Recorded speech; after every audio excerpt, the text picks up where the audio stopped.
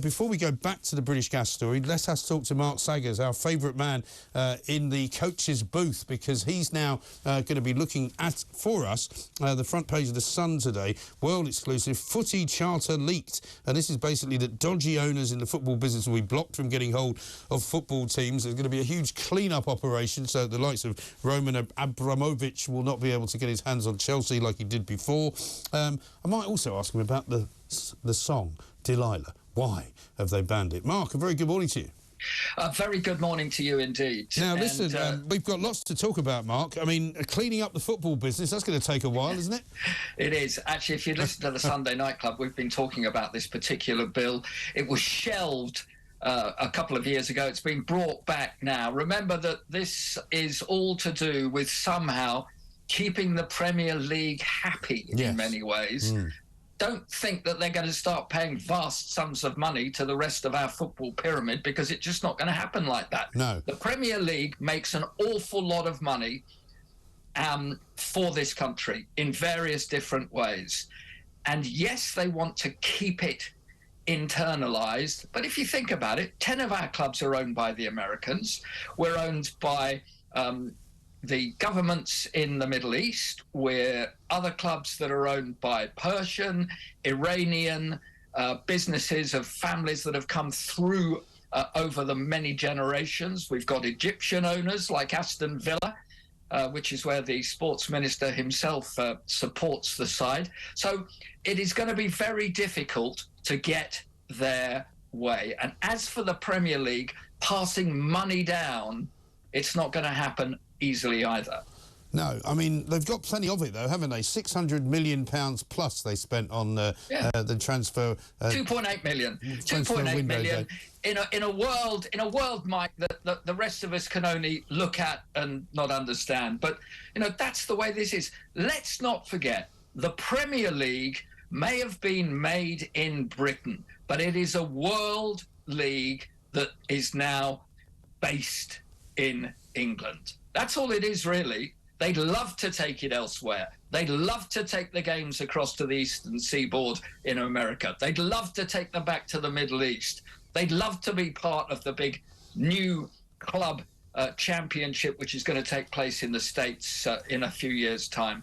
And of course, they really would have loved to have been part of a European Super League.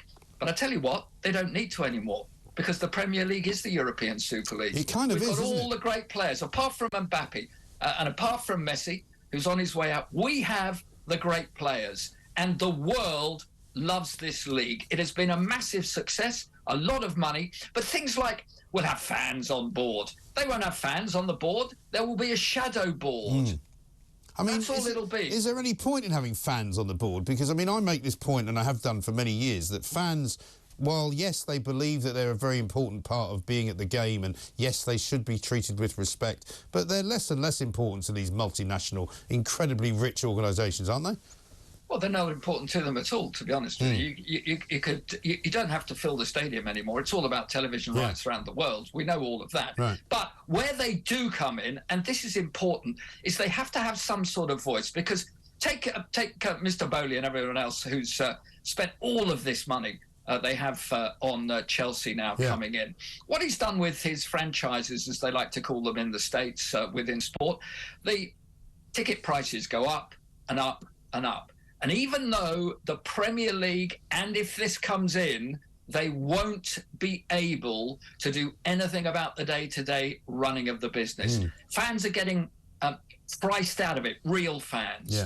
It is more and more about getting in as big business. It's big business. And one of the other things that they have to also stop are the secondary ticketing rights. So real fans, when there are a few tickets left, they try to get them. They can't.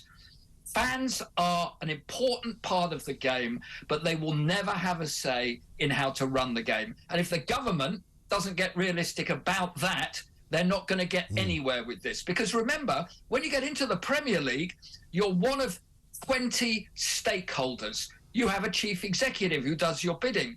And yes, the Football Association can decide who is going to be the chair or who is going to be the chief executive, but that's it. These 20 clubs, they all agree in a meeting And they all go outside and go back to their clubs and say, I'm not doing any of that with anybody else. We're just getting on with what we want to do. Yeah. And that is where it always will be. It's a magnificent success. There is a lot of money coming into the country from that. We've got to fight. The bigger fight, do we keep the Premier League here? And as for taking money to pass down the pyramid, they'll pretend for a little while. But football clubs down the pyramid won't be getting money. Does it then become, Mark, even more perilous then to be relegated? Because you look at Everton, for example. Look at Everton, right? They're building a new stadium in Liverpool on the side of the Mersey there. If they drop down into the Championship, which is more than likely, what happens to them?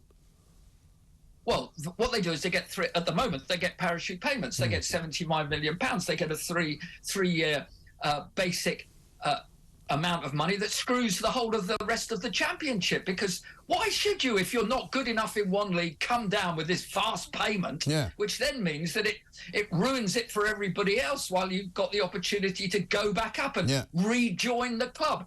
I'd get rid of all of those payments. They don't help in any shape or form. But the other problem is they're also saying, we're now going to do the fit and proper test to decide all of the owners. Well, forensically, for years, it costs way too much money for anybody to be investigated by the government or by the Football Association, the Premier League or whatever. They just don't bother with any of that. And we've got to be real. If we want to have some sort of say for fans, we have to get real. And we're not getting real in this way. The Premier League has flown and gone. It's its own entity. What we've now got to do is stop people like the West Bromwich Albion Chinese owner, having failed to repay loans through his businesses, borrowing against the ground, the training ground and other assets of the club to £20 million, and they're about to go out of business. Ridiculous. That's what we've got to stop. Unbelievable. Local communities have to look after their local football teams.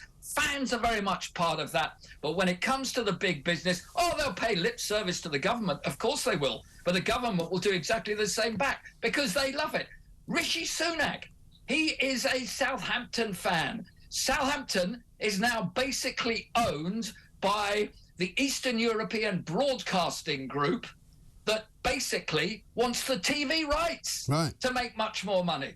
They're not interested. Yeah, so it's basically a TV company with a football team attached on the side. Exactly. Everybody, it's all it is now.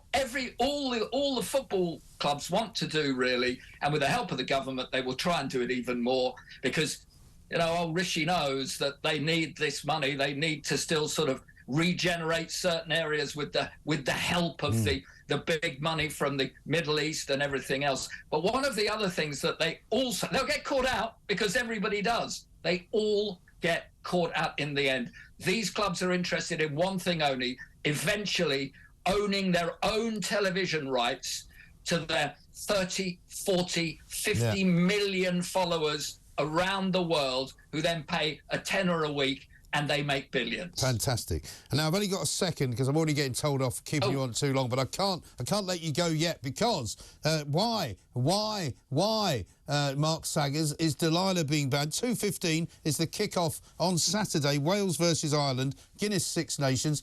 How soon do you think they're going to start singing it? Well, I think it's an absolute disgrace. Tom Jones.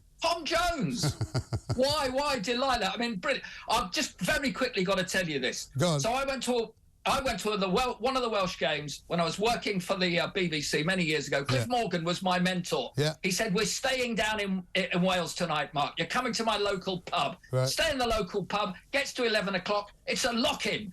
Cliff is a brilliant pianist. Right. And he says, I've got something very special for you, lad, because you've worked really hard. 11:30, in through the back door walks Tom Jones. Brilliant. We had them all. We had all the Tom Jones songs live from him, Cliff on the piano. And that's the problem, is that those people around the world just want to get rid of anything that's fun. Woke. Wake up! Yeah, woke off is what I say. Thanks very much indeed. Mark Saggers, top man. He'll be back Sunday night, of course. The Six Nations kicks off this week. Who can say at what time the first Why Delilah song will ring out of the Millennium Stadium?